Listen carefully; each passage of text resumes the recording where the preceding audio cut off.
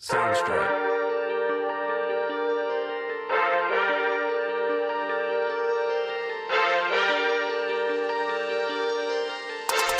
Welcome to South End Supporters Presents Red vs. Blue, your weekly Premier League series. Eric Cole alongside the Monday morning center back Dave Wyckoff. And Dave, I feel like this is going to be a sentence that's said quite often throughout the next 9 months. One of us had a good weekend and the other one did not so much have a good weekend. So we'll leave everybody to decide, who that could be. But before we get into that, how are we doing tonight? I'm confused. One of us had a bad week? That's news to me. One of us has had a bad couple years, and it's scarily getting worse. I don't know. It's just like every week I just keep thinking like, all right, that's rock bottom. We'll get it up from here, and then something else just lets you know like, oh, yeah, it can get worse. It can get worse. I mean, to be fair and technically correct, that wasn't Premier League play that you're referring to, so we don't have to talk about it, but it seems like it's eating at you. I'm even including Premier League play, though, because that game even still was just as much of a frustration. But, week two, I don't feel like was as exciting as week one, but I felt like week one, as far as opening of a Premier League, went as good as you could with just exciting games. This week, still exciting in a few games here and there. A lot of surprises, a lot of different, I told you, I think I got like 4 of my picks right. A lot of surprises for me on the weekend. A lot more, just tight-knit games. Maybe it's just the excitements of week two kind of settling in. But I still thought it was, as always, I think it's just the Premier League that's always going to be an exciting weekend. Yeah, it was. There were a lot more clean sheets this week. And I mean, there's some as far as like the big team battles go, like there were some banger games for sure. Yeah. What stood out the most? What stood out the most? I mean, Tottenham taking it to Man City was a surprising result. Like, definitely didn't expect them to go into the Etihad and do what they did, with City only really having 4 shots on goal, and Spurs kind of played the perfect game, to be honest. That was surprising. Although Spurs, I mean, they seem to have a little bit of a different attitude, and I say that, knowing full well that they bottled the supporter shield. Mm-hmm. So that's a whole thing, but it's it was good to see like some of the teams that bounce back, like Everton bounced back after a really, really bad first week, and then you had the perceived relegation game with Burnley and Sunderland, and Burnley looked much superior to Sunderland, at least in week 2. So I don't know.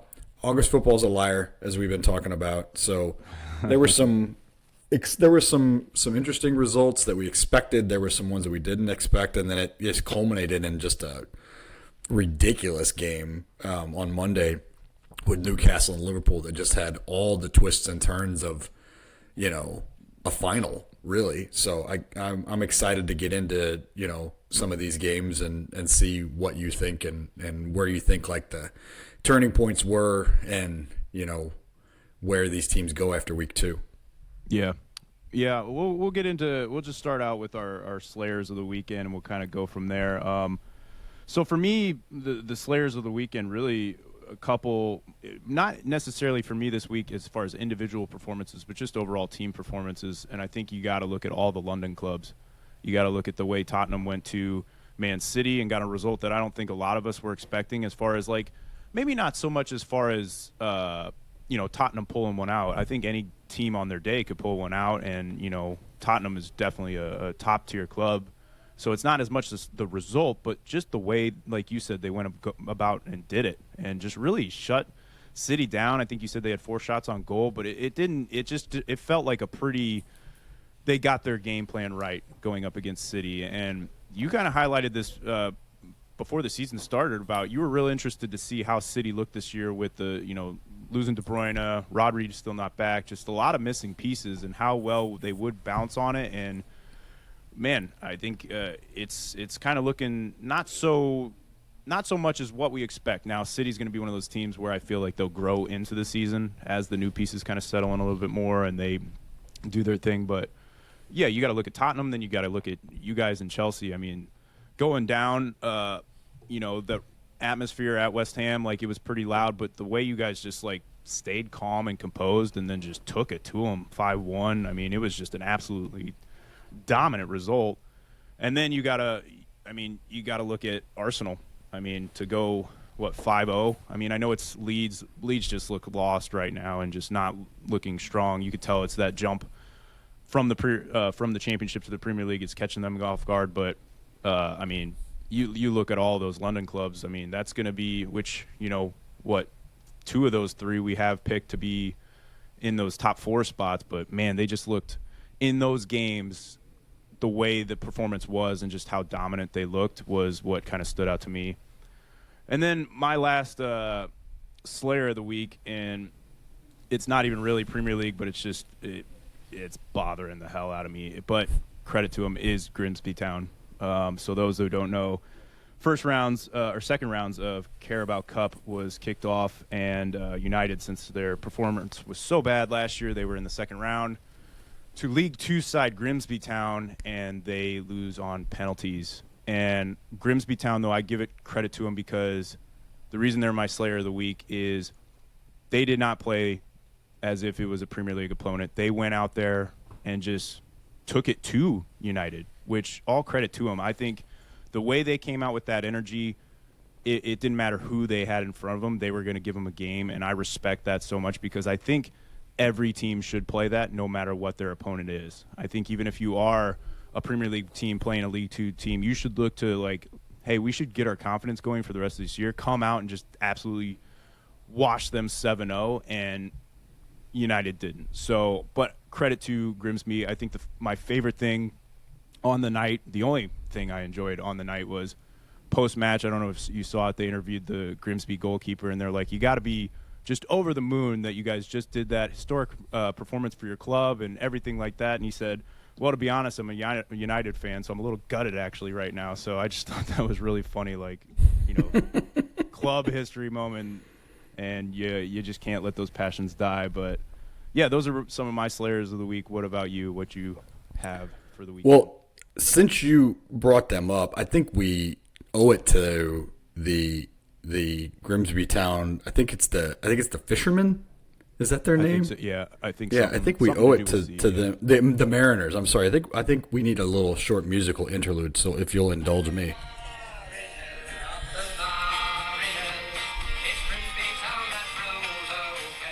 I was more shocked that they had a song than anything. I hate how catchy it is.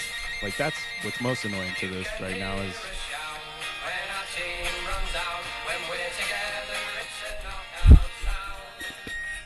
I mean, it's really strong. Yeah, they earned that, man. They deserve it. Like you said, they did not play like a fourth division side.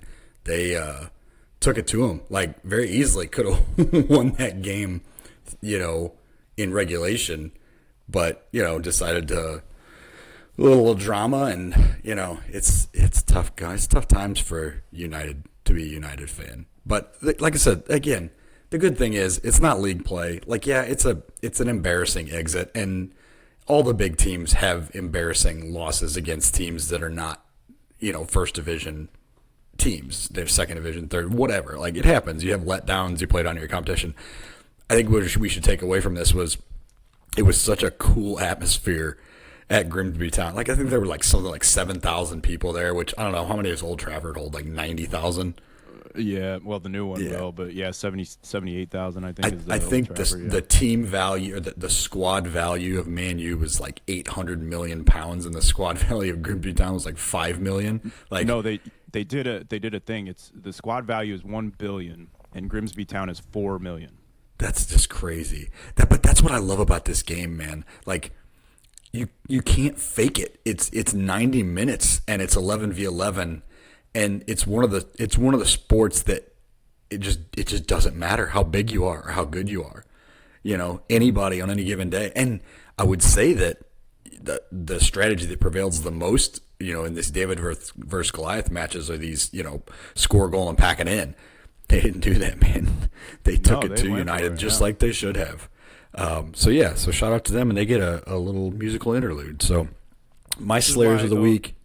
Those tournaments are so special to your point, though. Yes. Not the Open Cup, but the Open Cup. I'm going to include that. But yeah, the FA Cup, Carabao Cup, like these are as much as it hurts, but those are the storylines that you want to see those teams that like this is their everything, and they go out there and play like this is their everything. And I mean, you saw how much it meant to the fans. They stormed the field after. You don't see that. Yes. After, no, that's like a promotion and relegation saving storm.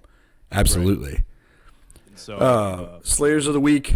I guess João Pedro, a goal and 2 assists. Grealish with 2 assists. That was cool to see him get Everton off the schneid. Jaden Anthony, a goal and an assist. Gyökeres, 2 goals. I'm not calling it a double kill because the second one was a pen, and he should have had 4 goals. Yeah. Urian Timber, double kill and an assist. Calafiori, 2 assists. Cody Gakpo, 2 assists. And then Vicario with the most impressive clean sheet against Man City. So those are my Slayers of the week.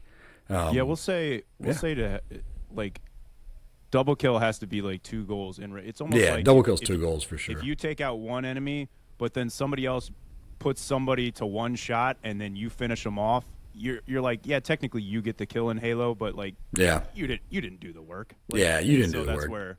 That's where that goes. Yeah. Yeah, no, I like those picks. I mean, all solid games from all of them. I think as far as like the one that you got to feel for and feel good about, no matter what you feel about him, is Grealish. I know he post game he was talking about how difficult of a time period it's been, but to see like when he does shine in those moments, how much it actually means to him. I've heard nothing but good things about the dude off the field, and so he had a good performance. And he'll end up going down as somebody that was probably like a wasted prime. Because he was never an actual superstar. And I wonder what they feel about him actually in England, because he could have been, a megastar with the national team in England, but he just has never been consistent. He's got a lot of swag and a lot of talent, but he's just never been a consistent contributor anywhere. Yeah. It's kind of the same thing if to relate it to anything, and not saying that he's nearly the player that Grealish is at this point in his career, but Gio Reyna, just so much talent, but has just never been able to put together for any long stretches, and just something always going on with him. So that's a good comparison. But good weekend for some of us. But as far as like, you got to be happy with that performance as far as our teams go and your team. So like, what you got to be happy with it. I know you went down, but it was kind of I would almost say against run of play goal, and it was a worldie of a goal by Paqueta. So, I mean, giving up 1 goal on a worldie like that and then turning it around and just, I don't feel like West Ham really, had a sniff a goal much remainder of the game. That's a good game to build off of. Yeah. Well, I mean, West Ham, it's a game that they should win, right? Like, right. Shout out to our buddy Spursy. But that's a game that Chelsea should win easily. How cool was that he is in Norway and was watching that game in Oslo? That was pretty cool. So shout out to him.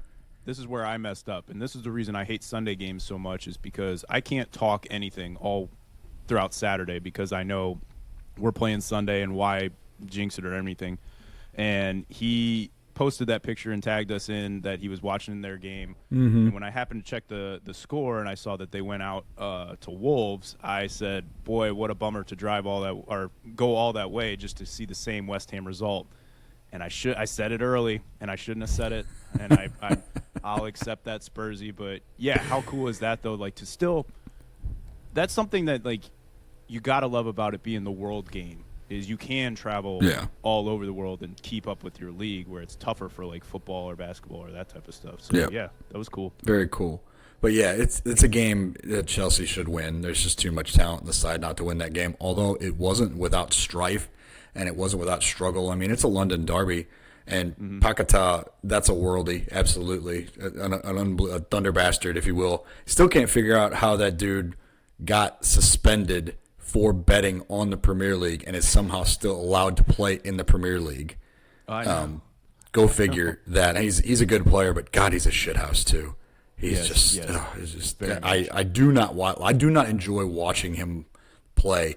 We had our villains, our South End submissions about villains for Thursday, and he's one of those players that he's got so much talent, but God, he's such a dick.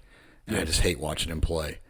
And then Chelsea answer fairly quickly, but then there are these sliding door moments in soccer, and I guess in all sports, where you just got to wonder, like, parallel universe, like if these goals stand or these goals are overruled, how does that game play out?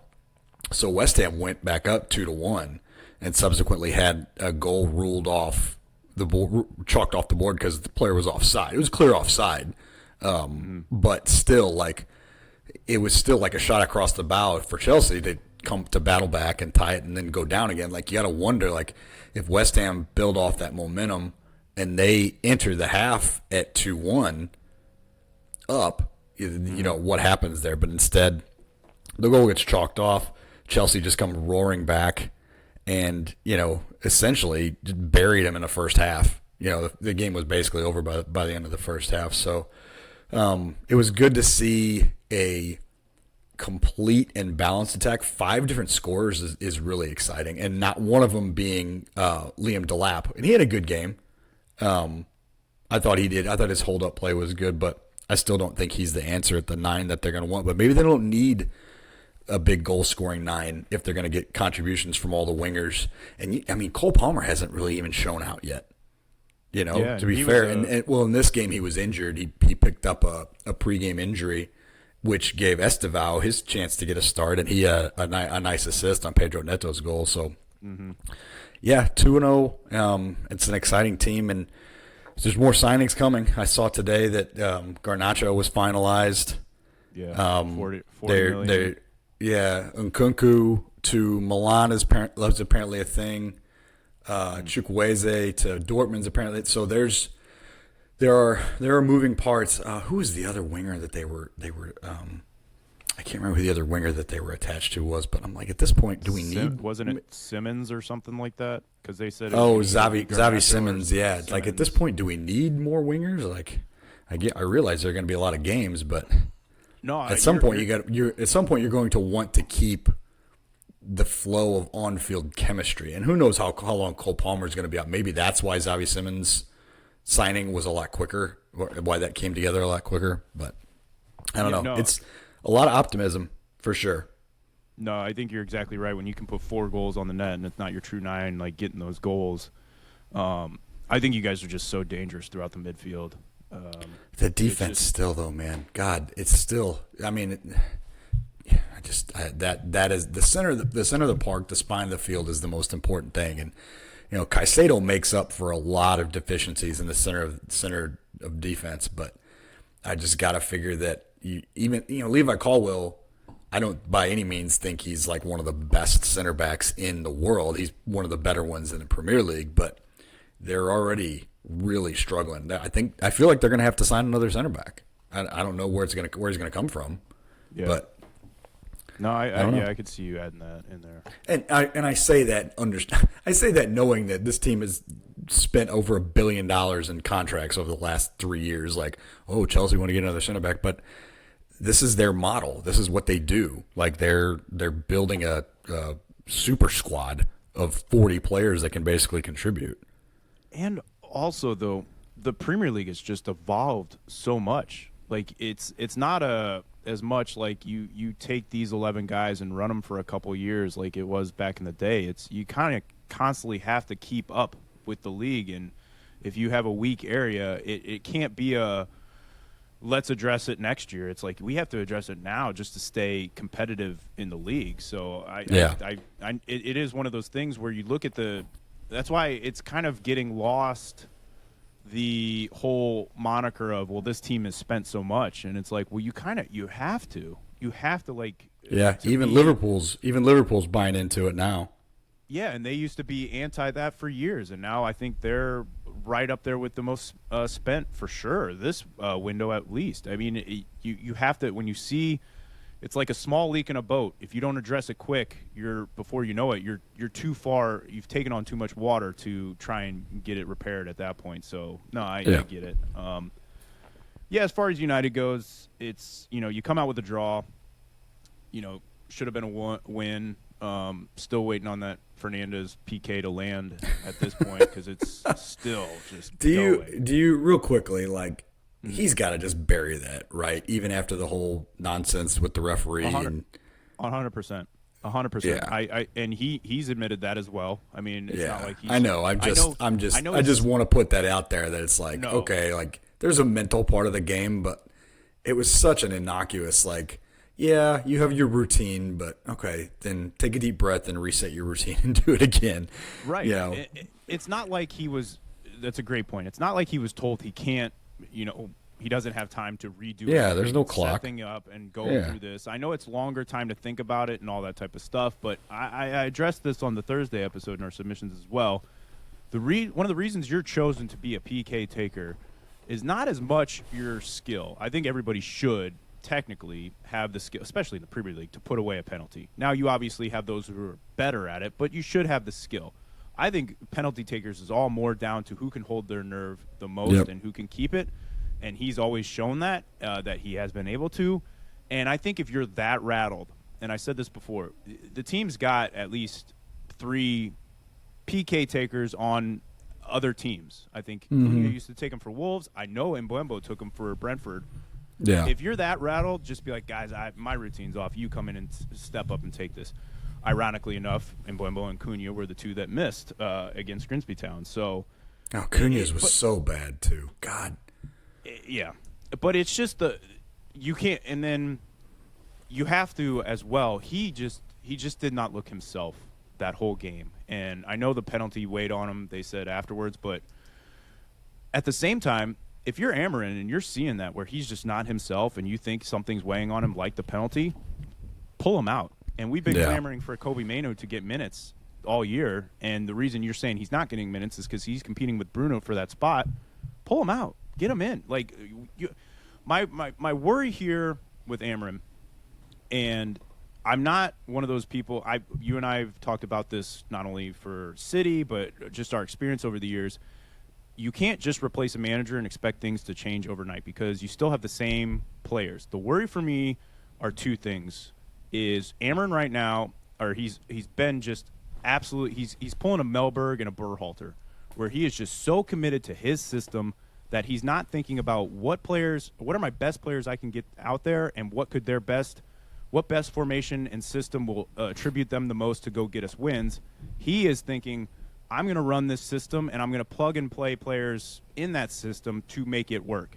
I mean, he's got Ahmad, who was our best attacking player last year, playing a right wing back. Like, I know he still gets the freedom to go forward, but you want him end line on the wings, not trying to build the ball up. Another point that they kept bringing up is, like, with this system, a lot of the build-up plays come through the center backs. Like, that's not who you want leading the charge to get you on somebody put out a thing the other day where it's like he's got 4 players playing the 10 position right now. And then he's got Bruno, who is a 10, playing back in the midfield. So you got Cunha and Mbeumo, who should be outright wingers, playing, more central. Mount's competing for that spot. There's just too many players that are being played out of position because he's so committed to this system. And I think I think it was Roy Keane who put it out today. Like, you have to start just getting wins, and then you can try and, keep working on your system. That has to be goal number 1, especially when you're managing one of the top teams in the country of pressure. There's always going to be pressure, whoever takes on that United job, whoever takes on the Liverpool gig, whoever takes on Chelsea City. Like, there's going to be pressure to get wins and get them early. And so I think at some point, while you are married to the system and you said the system's going to work and you may see it working, you have to go out and get wins and you have to make adjustments. And he just doesn't do that. And that's my biggest issue. My biggest worry is towards the end of that Grimsby game, he came out and he said the players spoke really loud on the field tonight, almost hinting at the fact of, I've lost the locker room. They don't want me here anymore. Yeah. which is a real worry. We're 3 games into the season, 2 into the league, and already you've lost. You're saying that you've maybe thinking the players want you out, and then you have this whole bomb squad that they're dubbing themselves of Sancho, Anthony, Lisandro Martinez, and I forget who else is still training at Carrington, but totally separate, that are just totally anti-United that we can't seem to offload. Garnacho, it seems like we finally offloaded that. So then you have this storyline behind the storyline going on. It's just become into too much of a joke club at the moment. And the real worry is with that being said, if Ameren really feels like my players don't want me here, and he said something about if the United and the club want me to go tomorrow, I'll leave without compensation. Like, I don't want you having that mentality. I know you think it's going to be respectful of us saying, like, if they don't want me here, I'll leave and I won't charge you anything. It's like, no, I want you to – and you got to know that overturning the managers, it's still the same players that are here. And who's going to want to take over that dumpster fire at the moment? It's a real worry right now of, like I said at the beginning of the episode, like, just when you think things can't get worse, like we thought 15th couldn't get worse. We thought losing in the Europa final couldn't get worse. Now we're sitting 16th in the league. We're already dumped out of the Carabao Cup, which is one of the 2 trophies that we even had a possibility of winning this season. And so you got 1 cup to try and focus on, because the Premier League is definitely not in questions this year. You have a manager who thinks he's lost it. It's just, that's the worry. I think there's so much talent within this team. I think they're being played a little bit out of their system, or out of what they would feel most comfortable with. And then you have a manager who's dead set on this. It's just, I don't know if it's just so near and dear with the whole Melberg situation, where it's just like, but again, it's also a worry because, like, a couple people brought up, I believe it was like 15 games last year, we did the same thing to Ten Hag. And I agree. I didn't think Ten Hag was going to be the guy. He won the FA Cup, so they kept him around. But it's a worry now that we can't just keep repeating the cycle of, all right, they did something to help save their re-up, so we'll keep them on. They're underperforming 15 games in. Get them out. Bring somebody else in. Now they're taking over a team that's maybe not their team, and they didn't have a preseason, all this type of stuff. They try to make it work. Something clicks. We feel happy. Keep them on. It can't be that same cycle going over and over again. Manchester United have become the Dallas Cowboys.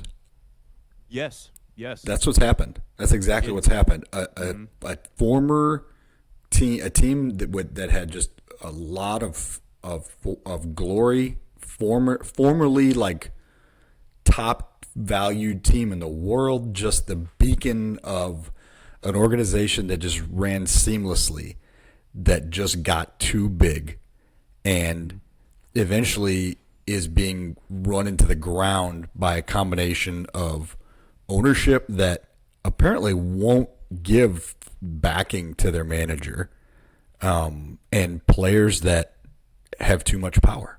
That's what I see here. Ameren, that reaction from him is not what I would ever have expected out of a head coach at that high level. To say that if somebody wants me to leave, I'll leave without compensation, that tells me that the Glazers do not have his back. They have not expressed that they have his back, and that he knows that he doesn't run that team. That team is run through the locker room, and he's already lost it. And you compound that with this bomb squad bullshit, and you've got like Kobe Mainu is asking to go out on loan because he can't get in the team. So you've got a system that doesn't fit the personnel.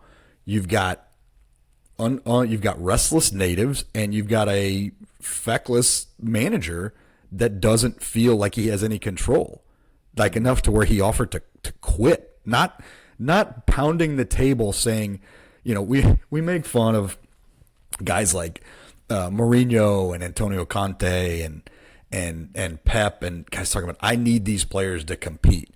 Well, it's because they're winners. They know what it takes to win these leagues. And they might not be, some of them might be a little overrated in terms of being a manager. And I don't think Antonio Conte is tactically this brilliant guy. And I think Pep was, but they want to win, and they know what it takes to win, and they're not afraid to ask for it because they're in charge. And if nobody's going to support them, there's plenty of other places they can go. So I think there's a lot of buyer's remorse from Ameren. I think that he saw that high profile Man United job and said, you know what, this is how I make my bones. And then he got there.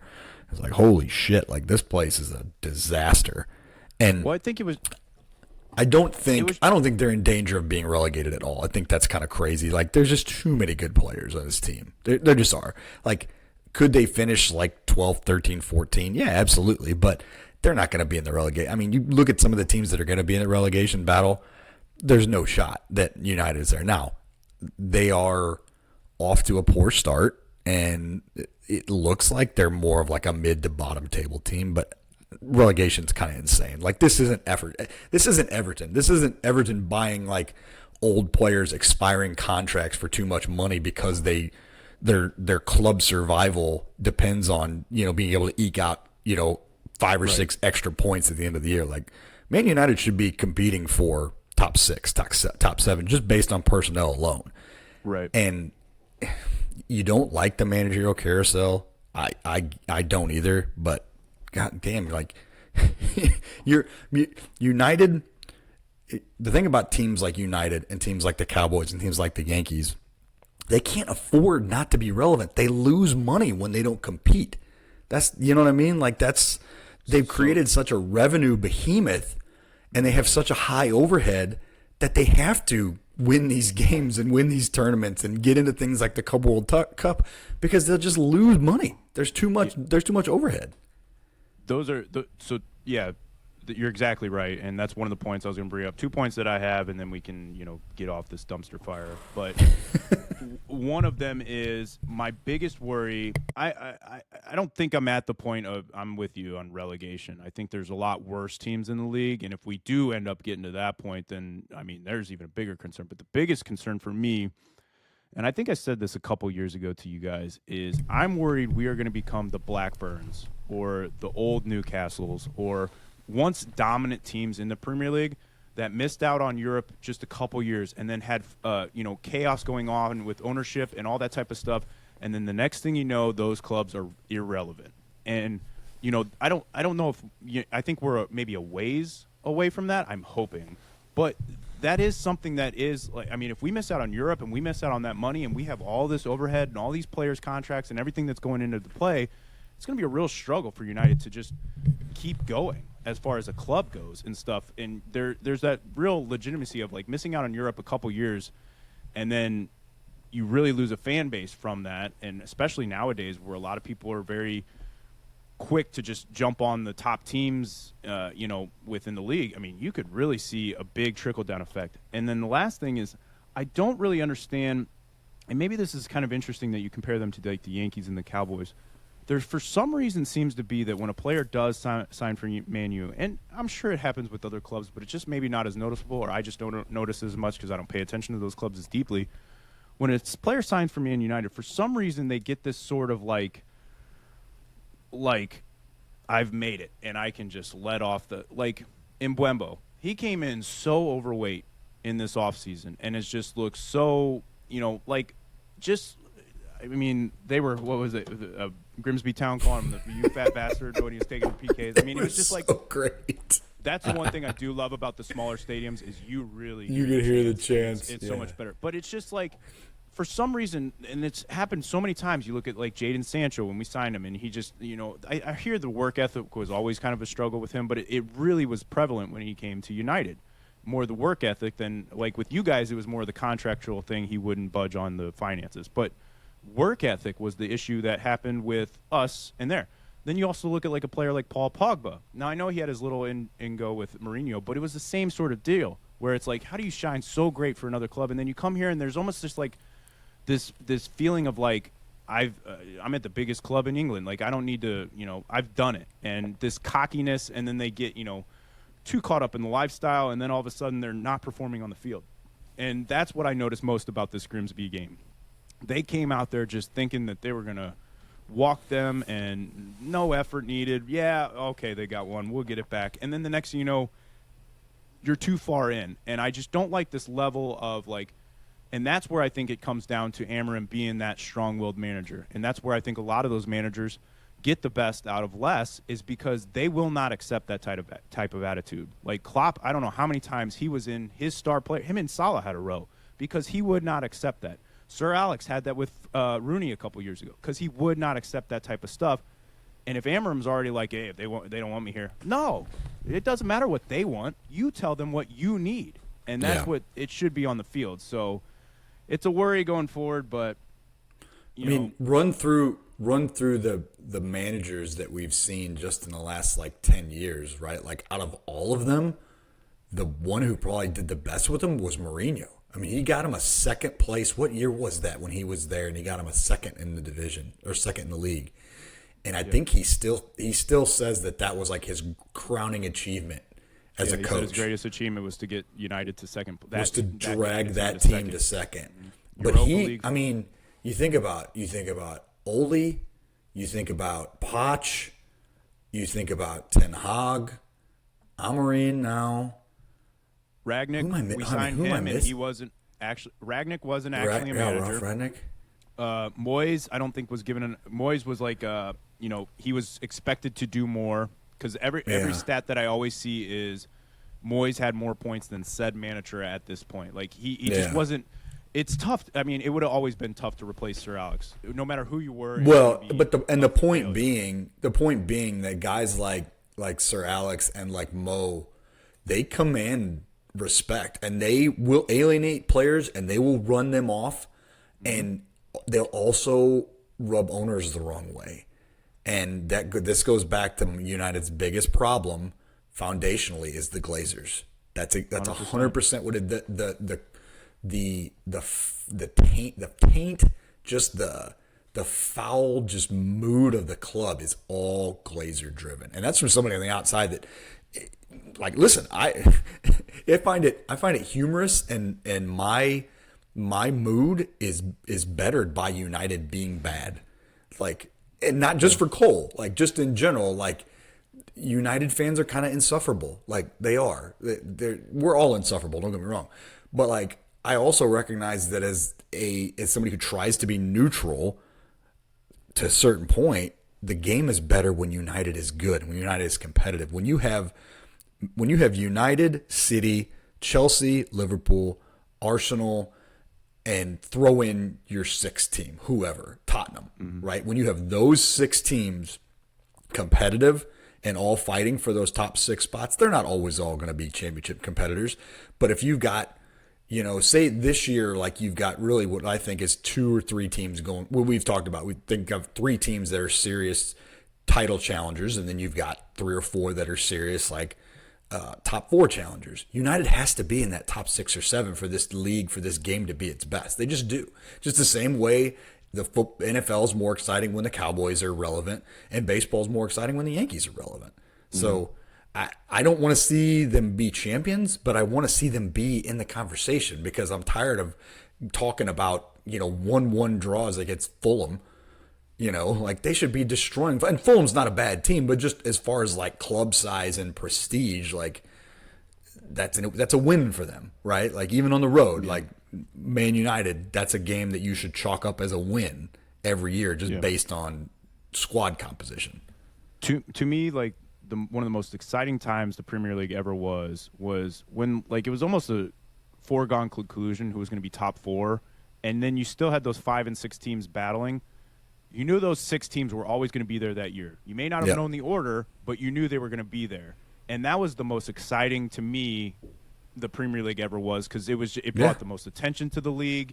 And you can't have your number one globally, team as far as England is concerned. I saw somebody put out like who's the biggest club, and they did a whole tier system, and it came down to like Liverpool and United as far as like globally the biggest club, and he chose Liverpool just based off of recent years, and I 100% agree with him. But you can't have one of your biggest globally known teams finishing 15th and 16th. No, they have to be visible. They have to be relevant. Absolutely. And I agree with you. I think it's just best for the league. And like I said, there were many years that I loved that league, and United was finishing 3rd and 4th. Like but it was exciting years. Like even the Chelsea Mourinho years early on, like United wasn't winning those leagues, but that league was exciting when you knew it was just going to be. Listen, Chelsea, now Liverpool, Man U. They've got they 2 games into the season. They have no Europe to worry about.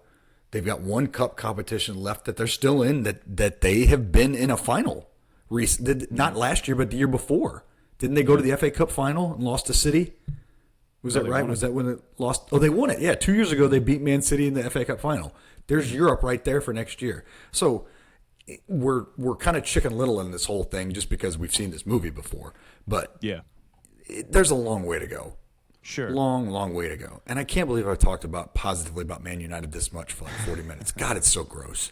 Well, I'll do you So a favor, gross. and I'll do you a favor, and we'll move it on to this upcoming week's fixtures, and we'll just try to keep the positive to Man U at a minimum for my buddy Dave Heck. So, or Dave Wyckoff here. So, but we'll start off honestly with the first game of the weekend, and that's going to be you guys taking on Fulham. So you guys will have another London rival coming right back at you, but you guys will be back at Stamford Bridge, so which has become, kind of getting its voice back. I feel like Stamford Bridge kind of lost it for a little bit, but it feels like it's getting its voice back, and I feel like you guys have a lot of excitement coming into it.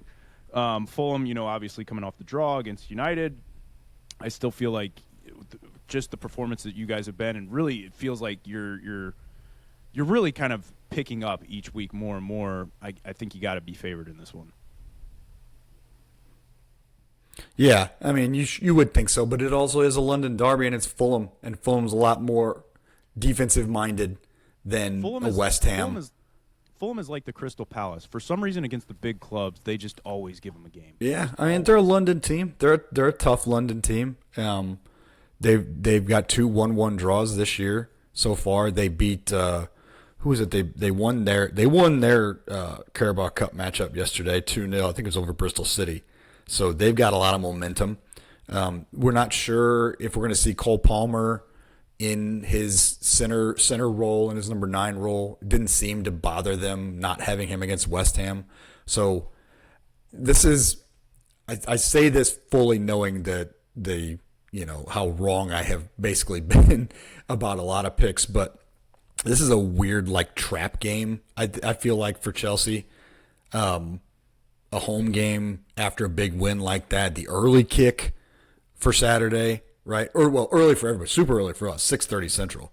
But I still think they're gonna win. 2-1, 3-1, 3-2, something like that. I still think it's Chelsea. This is a good team. This is an ascending team. Man, hot mic here. It's a good team. It's an ascending team. Still got major issues in the center of the back line and the keeper.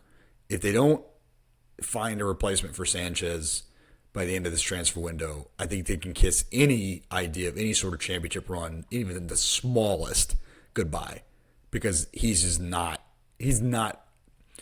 going to win a championship with him. He played out of his mind in the Club World Cup. He's already reverted back to his Premier League self.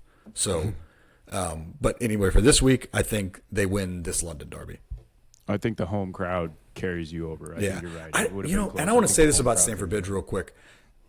I think when it's hopping and when they're good, it's great. It is not a hostile environment, though. That's the problem. Like West Ham, the commentators were talking about in that game after West Ham took that 1-0 lead, Stamford Bridge crowd was completely gone, completely taken out of the game. So nowhere near an Anfield, an Old Trafford. It's just not a hostile environment. And it's not a hostile fan base, really. I mean, not in that sense that there's a lot of accusations about them being a bigoted fan base, but it's not a hostile fan base on game day. No, I agree with that. Yeah. I think to give another Slayer of the week, that Toon Army Newcastle environment against Liverpool, that place sounded. Oh my God! I mean, we didn't even really talk about that game either, man. About how that game was. I mean, especially when they came back, got to pull the goal back, it was just like, whoa. Let's touch on that real. Let's do 60 seconds each for that game. God, Anthony Gordon, just don't be reckless and stupid, and Newcastle probably wins that game. It's such a bad tackle, and it's 70 yards away from goal, and it's so unnecessary. And he was flying all over the field, man. He looked great. They looked great. And then they have to go down a man, and you just know how this movie's going to play out. Like I as soon as they scored and leveled it up, I'm like, son of a bitch, like this This is what they do. This is exactly what they do. Liverpool, I will say again, shaky, man, at the back. Like this championship race is wide open because of how shaky they are through the backfield. And Gravenberch didn't do anything really to slow Newcastle down through the middle. I thought that, and now they didn't have McAllister didn't play, so it's not like they had the real pairing. And Soboslai on the right back, he actually did really good against Anthony Gordon, but he's no Frimpong. If they have to play Soboslai at the right back on a regular basis, they're going to be in trouble. But God, Anthony Gordon, if you just rush a blood to the head and you're a jackass and you put your team in such a hole. Cool.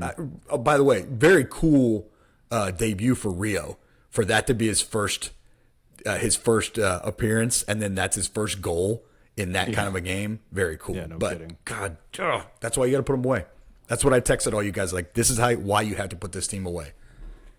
Yeah, no, 100% agree. But just, I mean, you want to talk about like Eric O'Donnell finding a game, like we were told him, like watch these games as a neutral. Oh that my was God. one as a neutral. Just Can you would've imagine? been, like, Can you imagine if that was your introduction to the Premier League? That game, right there. Holy hell, man! just that first 20 minutes, it was just like there wasn't a stop. It was just like constant. That's why this league can be the greatest. I mean, is the greatest league. Like when you get these big team battles like that, and especially with the storylines that were all going on with Isaac and everything like that, like it just you felt like every tackle, everything that Newcastle won, like they were almost like throwing a finger towards Isaac, like this is why you should be here, like that kind of feeling. And so, love that game. It was St. James Park was wild. They were in great voice, and is always a great atmosphere. Is a good place to go.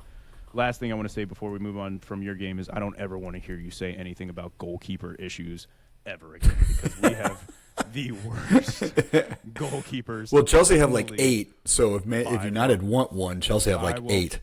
I'll take your 4th string over any of those guys. Jesus. Next, we'll move on to Sunderland and Brentford. Sunderland kind of cooled off after that hot start as they dropped points, and then Brentford kind of picked it back up with a big win over Villa. Sunderland's at home. We highlighted the Stadium Light the first weekend, but I mean, Brentford looks like they've got some things clicking. Both teams with a win and a loss. It's going to be, I think this is going to be a back and forth game. I think we don't pick draws on this show, but I mean, this would have all the writings of a draw set up. Yeah. But, man, this is one I'm curious to see. Okay, you'll get maybe a better idea of who these teams are. As far as what they're going to do the rest of the season. Week 3. Yeah. Yep, agreed. Coin flip for sure. Sunderland's got all their young guys playing still. We're going to see how they respond to the Premier League schedule and the weight of all the trainings and the games. And, first game of the season back in the Premier League, getting that huge crowd boost, just played with their hair on fire. I think it is essentially a coin flip of a game for the most part. I would give the edge to Sunderland, but it does trend towards a game that might be a bit of a stinker. I don't know. I say that now it'll be 3-3, but I'll give the edge to Sunderland. Yeah, that's who I have. Similar to you guys, I think just home atmosphere might bring them. Stadium of Light, man. Stadium of Light. Watching, similar to like the Newcastle game, but when they scored that first goal back in the Premier League, that place, like I felt like you could goosebumps. You could feel it shaking in there. So next we got a big one. This could be a big team battle of the weekend. We got Spurs taking on Bournemouth. Both teams coming off big wins over the weekend. Bournemouth just equaling out over Wolves, who also had a yellow card. Wolves I have almost struggling to go down this year.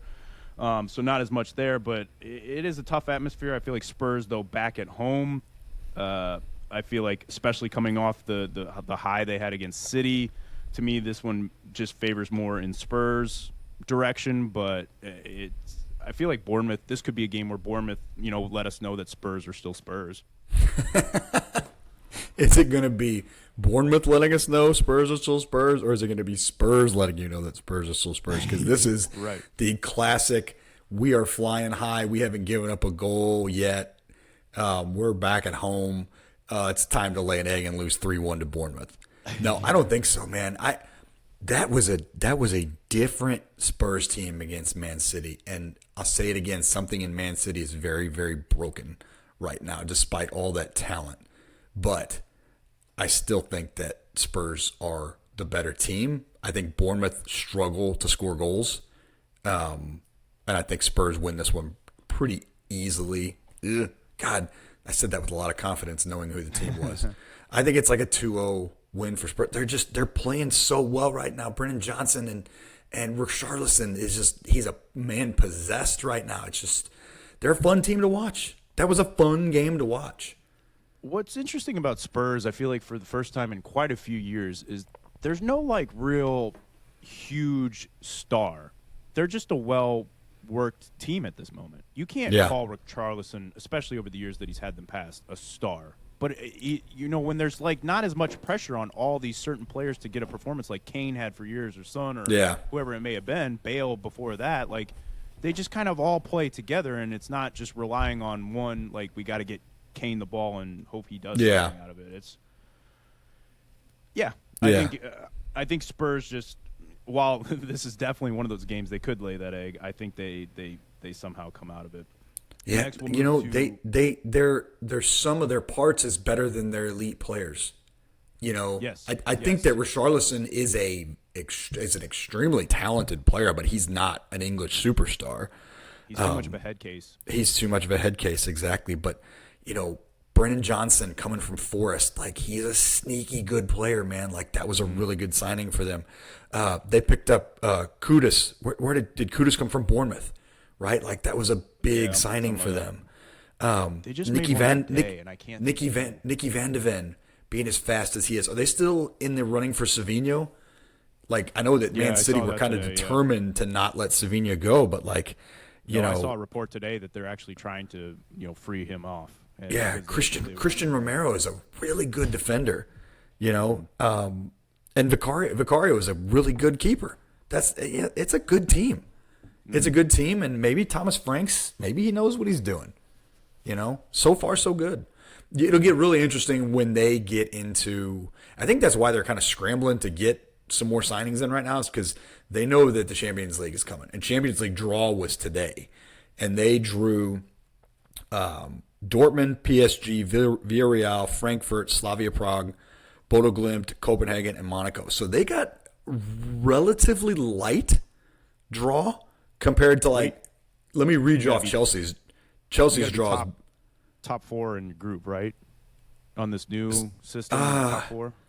No, it's like top. You have to be like top 20.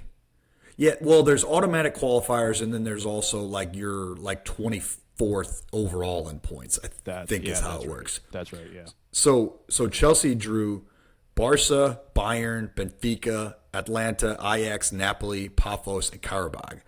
So compared to top, I mean that's a tougher draw than Spurs. But no, I like what I see so far from Tottenham, man. I really do. You actually bring up a really good point right there, and I was meaning to bring this up. Here now, where we're starting to see like the Carabao Cup kickoff, FA Cup will kick off here in a little bit, and Champions League or Europe for some of these teams. Here's where you really start to see where these teams may go for the rest of the season once they start getting the midweek stuff going, and then they got to rotate and all that type of stuff. So here's where it starts to get real interesting. Another interesting matchup, and maybe not so much for the good portion of it, but for the lower. But we got Wolves taking on Everton. Wolves, the home team here. Wolves just haven't shown me really anything. Again, I know they've lost a lot of players. I don't really think they've brought in much to help them out. No. Everton bounced back. Grealish is firing. I mean, that could be a big thing as far as them going forward. I know I've heard Molineu's all right as far as a good atmosphere goes, but I think Everton might be the first away team that I have so far on this this weekend. Yeah, I'd agree with that. Wolves have their backs against the wall. You go 0-3, and you're probably already talking about maybe possibly replacing your manager by the international break. So they've really got to kind of sack up here and get it figured out. But I think Everton are the better side, maybe not by a lot, but I think that they may have figured some things out last week, and I see them getting a win. Although at this point, and we're not predicting draws, but Wolves may feel the need to play for a point against a team that's expected to be, bottom of the table also. Yeah, no, I 100% agree with that right there. Next, we'll go to Leeds taking on Newcastle. Leeds just, I don't know. I feel like they just still have a team full of championship players. You know what I mean? Like, I don't feel like they did enough to keep themselves competitive. Yeah. The interesting thing is Newcastle, rough start. I feel like this is where they have to be looking at this as a must-win. They're coming off. They have started out with a draw and a loss. You're going to be without Anthony Gordon. But I just still feel like talent-wise, Newcastle is just well and above Leeds at this point. I know Leeds is the home, and I know that Leeds has a great atmosphere at Ellen Road, but it just looks like I believe like Newcastle's obviously the favorite in this game as well. I think Newcastle realizes, like, to your point on Wolves, like if they're going to do anything, they have to get something out of this game. This is a game where Newcastle has to realize, hey, if we do have that shot at Europe, these are the games that are an absolute must, no matter if we're on the road or at home. So I see Newcastle kind of like using this as their maybe kickstart as far as getting things rolling. Yeah, they finally signed a striker today. Did you see that? They signed Voltemade from I think it was from Stuttgart, a striker. So they recognize that they need to start making some moves, and they need to start making some moves now. Their Champions League draw is not easy. Barcelona, PSG, Benfica, Leverkusen, PSV, Marseille, Athletic Club, and Union SG. So they're going to have to figure it out. But I think Leeds are just a mess. All 6s and 7s, as I like to say. And Newcastle are far and away the more talented side. And a game against Villa early, they went down a man against Villa too, didn't they? Didn't they go down? They went to. Yeah, I feel like they did. So you're right. So you're you right, feel like yeah. if you could keep 11 men on the field, guys, you could probably get 3 points. I know you're wearing jail colors, but you don't have to commit crimes. It doesn't mean on you the have field, to put man. yourself in jail every game. I think it's Newcastle. Leeds are just. You made that's a great point that they're a team full of championship players. Yeah, it's an easy Newcastle pick for me. Now they still got to play the game, but yep. Yeah. Last game on Saturday, we've got Man U taking on Burnley. Burnley with a big turnaround from opening weekend as far as results go, picking up a big win. They looked really good as well. United is going to be at Old Trafford. I think if this would be the game to me where if you don't get a result here, that's when you press the panic button. At home, you've had 2 at-home games. I know one you were competitive, but, I mean, Burnley's expected to definitely be bottom half of this table. While I know they look great, and they're definitely a dangerous team on the counter, this is a game, though, honestly, like, we don't pick draws here. I could see being a draw. I just think Man U is in such shambles at this moment.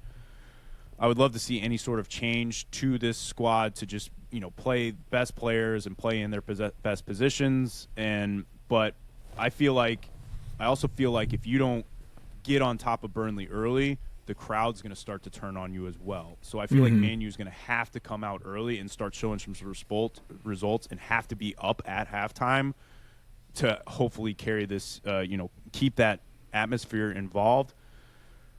I'm going to go with United in it, but it's not a very confident one. It's just because of everything that's going on almost off the field just as much as what is on the field. I think you have to – I think Šeško has to play with I think you have to play Šeško with Mbeumo and Cunha out on the wing. I think you have to have Fernandez in behind him. I think you have to just play what you think is going to be at least your best offensive-minded team going forward, and you have to put goals away. Big thing for me is you have to get Šeško on the board. I mean, I wasn't 100% on him. I don't think he's going to be that guy who's getting you 15-plus goals, but you have to get him contributing. And I know he had a lot of the struggle we've really been having is just getting him involved in the play. It was a lot like Klaus earlier on in the season. It's just getting him involved in the play, just trying to – you don't want him picking the ball up out wide. That's just not his game. So hopefully if we can play Cunha and Mbeumo out wide and keep them out wide and just find him in the box, hopefully it can work rather than those two just playing up top. And I think if we can do that, I think Man U can come out of this, but I don't think it's going to be like an overly convincing sort of, game. Yeah, and I was going to ask you if they ended up eking out like a 1-0 win, does that do anything for you? I think it would depend on the performance. I think if it's if like they one of only those, beat Burnley, if they only beat Burnley 1-0, it's likely that they had to grind out a 1-0 win. Is what I'm saying. sure. Burnley don't score goals. They're No, just but they they also don't. sit back a lot. So if it's one of those where we're just dominating possession, we're just block shots all over the place. Maybe their goalie plays out of their mind. Yeah, you're right. It's a tough thing. It's really Yeah. where the you talk about like I should say the guiltiness of players that come to Man United. It's very similar, and you kind of hit the head on the and I'll admit it. I've known so many that are this way.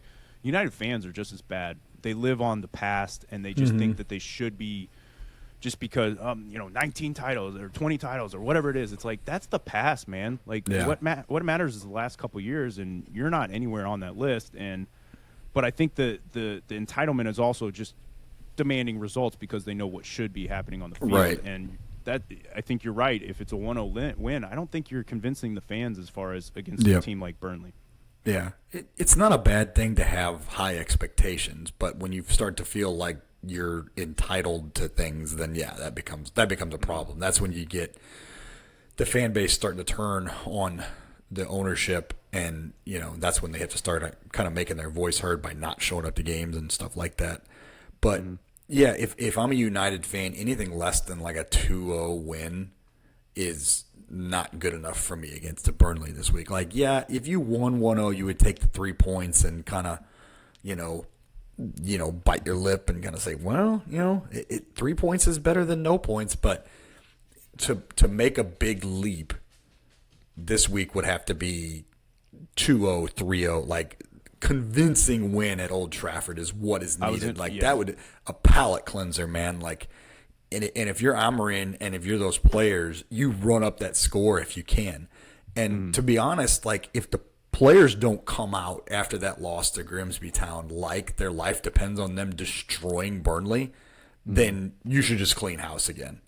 Because there's no way you shouldn't come out and like show how much of a fluke that was if you have any pride in yourself as a player. 100%. Take that personal. And you kind of brought up a point, and I agree with it. 1-0 would be a result you'd accept on the road. Absolutely not. Not in this game. I think if you were on the road at Burnley and you took a 1-0 win, that'd be different because that's a tough place to play. It's always been a tough place to play. But Old Trafford, backs against the wall, this has to be an ass beating to have some to inspire confidence. Yes, exactly. Inspiring confidence. Love that. We'll move our way to Sunday, and what I think going into the season you would maybe have triggered as a big team battle still has the potential to do that. It's Brighton taking on Man City. Brighton at home. I feel like Brighton's played pretty well their first 2 games. I don't think the results show that, but I think their game against Fulham, they were definitely the most dominant team against them. Fulham ekes out a 1-1 draw. They get the loss this weekend. City kind of I feel like we're going to be saying this for like the first 5 games of the season. If City wants to be competitive and they want to be in that, championship discussion sort of team, they have to bounce back and get a result here as far as a win. Doesn't matter if they're on the road or not. I'm going to lean towards City. I think it's going to be a closer game than it should. But what I think it's going to be is one of those games where it's like a close game until like maybe the 75th minute or something like that, and then City just puts 1 or 2 away, and you look at the scoreline thinking like, yeah, of course it was 2-0, but the game maybe tells a bit of a different story. Yeah. City are too methodical sometimes, and I think they need to kind of open up and get back to some more breakneck attacking. It gets so predictable after a while that this is what you're going to do is you're going to get into this rut of, trying to unlock teams by swinging the ball back and forth. And they need to open up a little bit more and just kind of let their talent be their talent. Yes. Now, can they do that against Brighton? I don't know. But your point about if they want to be in the race, this is a game you have to win. Like you just dropped 3 to a game that you probably penciled in as a win against Tottenham at home. So you get 6 points behind Liverpool, 6 points behind Arsenal. I mean, the season's not over after week 3, but damn, man, like that's a pretty significant margin if it still exists at Christmas time. So, yeah, it's a stack points. Points are precious, as DH likes to say, and this is not one that they can afford to get adrift if they have serious championship aspirations. I still think that they'll win. I don't think it's going to be easy, but I think that they'll win. Yeah, I think you're bringing the point is like 6 points. That's blood in the water to those Arsenal Liverpool teams. They're like, oh, this City team isn't the team that they think they are, and I know it's still early, but yeah, you're right. It's a game that they need to have if they're going to be there. Yep. Got Nottingham Forest taking on West Ham. Nottingham at home. They've started out pretty good, win and a draw. I think they're going to be competing for that Europa spot again this year, even though they lost Alanga, who I thought looked pretty good for Newcastle. I still think they're a flying high team. I think Callum Hudson-Odoi is kind of still leading that charge as far as the offensive goes, looking good. I think just West Ham are in shambles right now, and now they're going to have to travel on the road. I don't know if I see this is where they pick things up. You know what I mean? No, same here. And I don't think Forest are going to take them lightly either. Nuno's too good of a coach to have a letdown game here. So in the battle of the hams, the Forest ham takes this one. We've made it. See, we always manage to sneak some food talk in. We have to coin that from here on out as the Battle of the Hams. That's Battle fantastic. of the Hams. Gotcha. Yes. We got the Battle of the Hams, and then we've got the biggest of teams' battles following right after that. We've got Liverpool taking on Arsenal at Anfield. I hope this has all the makings for what it should be, because this really should be, I think, the 1 and 2 battle throughout the year. I think you maybe think Arsenal's looked a little better on the year as far as they looked terrible against us but still eked out a result at Old Trafford. That's a good sign. Bounce right back with a big 5-0 win. But I think if Liverpool are healthy and they can play, everybody in their position, like you said, McAllister back from Pong. I think he's out for a little bit, but I think going to Anfield is just such a tough atmosphere when these big games sort of happen. I don't want to. I don't really like either. The only thing I have against Arsenal is the owner and the coach. I hate Arteta, and obviously we all know, we all in this area should feel the same about the owners. Yeah. But I would want it to be just a draw, and neither one gets the spoils. But I feel goalless just draw. At Anfield, there's just always something with these big sort of matches that Liverpool's just the toughest to beat. How early is too early for Arsenal to bottle a title race is the real question. Can you bottle a title race in week 3? And if you can, Arsenal will do it. No, but all seriousness, the loss of Bukayo Saka for a month is huge for them. And they're a talented team, but without him on that side, and especially against Liverpool, man, because the guy you've highlighted the wings as far as being a real issue this year as for wing backs as far as Liverpool, and like you said, that defense has just been so shaky this year. But is that what they diagnosed him with as a month? I think it was 3 to 4 weeks. Just God, I want to pick them. I really do, but I just don't. Anfield's the great X factor, and to be honest, like a 5-0 win over Leeds doesn't really impress me. I think that Gyökeres is probably going to get put in Van Dijk's pocket, even though Van Dijk hasn't played great this year. I will say he's looked a little bit shaky himself. He's getting older. Without Saka, if Saka was in this game, if you had Saka going up against Kirkez, I would say Arsenal will probably win that game. But instead, I don't know who's going to be. I'm trying to think who would even be on that side now instead of Saka. It'll be Madueke. So Madueke will slide in on that right wing spot now, and he's not Saka. I'm not. I just saw if it comes down to Arne Slot at home against Arteta, it's Arne Slot at home against Arteta all day. Like all things being equal, even if the talent was fully flat equal. But I think Liverpool are a more talented team, so I think they win this one. I wouldn't be surprised if it was easy, to be honest. I also, one thing that is almost weighing who's the hotter striker right now? I know Gyökeres got that, not double kill brace. Ekitike. Ekitike has been real good right now. And then you just couple that with Salah and Gakpo accompanying that. I just think it's going to be, like you said, the home atmosphere is tough. Definitely a big team battle. Honestly, just now, would you say 3 weeks in, a win there could be who you tip to go and win the title? I think they're it's a little both early, but it's a little early. They're both 2-0, so I think it's a little early. And then, but do you also look at Arsenal though within their first 3 games, going away to United and then going away to Anfield? If you pick up wins both there, ooh, it's a big swing because you expect to pick up points when you're at home. Right. But I think it's too early for me. It's not going to sway my pick. If Arsenal win, it's not going to sway me to change my pick to them winning the league over Liverpool. I'd still take Liverpool. It's going to take a very poor run of form or a poor injury run for me to change my top 4. To be honest. Mm-hmm. Yeah. And then the last weekend or game of the weekend, honestly, could be a good one. Like it's just as far as like a 2 good teams that are going against each other as far as like the matchup goes. Villa taking on Crystal Palace at Villa Park. Villa yet to score a goal this year. Crystal Palace, I don't know. I want to edge to Crystal Palace just because they have looked pretty good this year, but I just feel like Crystal Palace again is that team that just happens to show up against the big clubs. And I'm not saying Villa isn't a big club, but like as far as what they've started out so far this year, they've looked a little weaker. Yeah.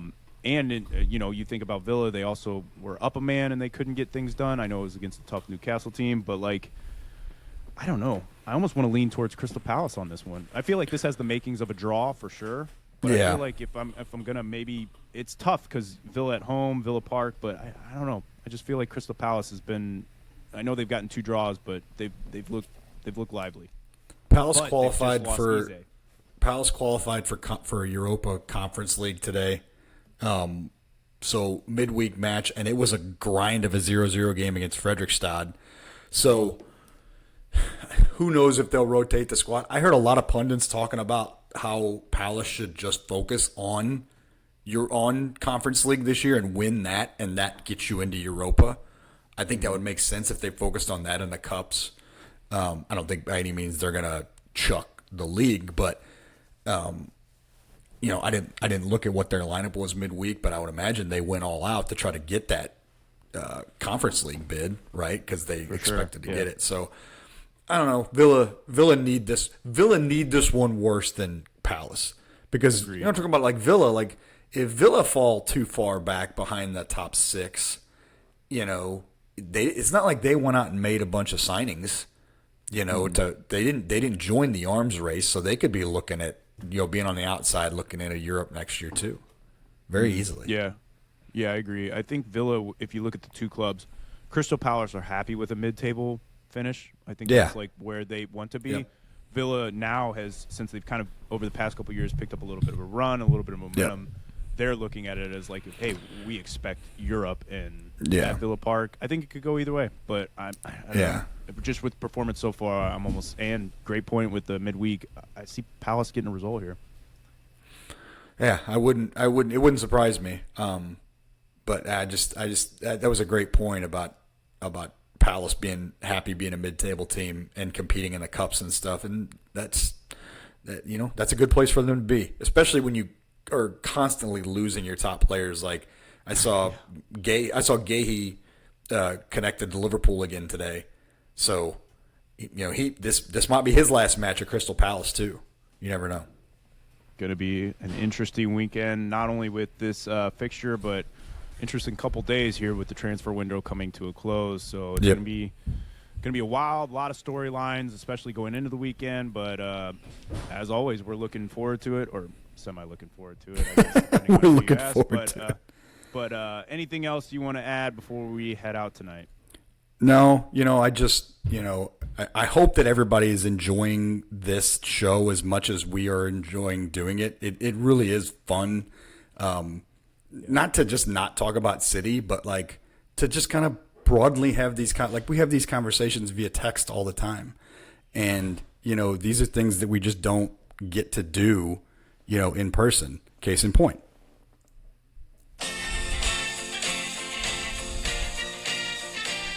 You can follow all of us on all our socials. On Instagram, we're South End Supporters. On Twitter and Reddit, capital SES_podcast SCL. Check out our Facebook page as well as our YouTube, so you can keep up with all things South End Supporters.